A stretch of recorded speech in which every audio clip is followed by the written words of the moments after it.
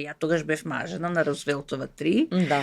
И така се погоди на Франци текстот поточно, а со Тоша секогаш се зезавме дека тоа е песна за мене. За тебе, да. И он секогаш викаше, дури кога одеше во Србија, во Босна, вика, беби, секогаш мисли дека е за мене, ај секој. И тука и во Скопје ма каже, да викам, кој те подберам, за мене е таа.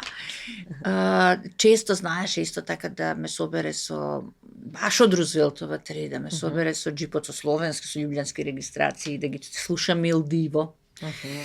Значи имам и такви муабети со него. Ова е добро што сега ќе се прави и јас му се јавив и на Љутков, министерот за култура, кој што мене ми е баш онака драг колега и другари. И дека има сега најава, оти со МРТВ ќе снима документарец, игран филм и серија.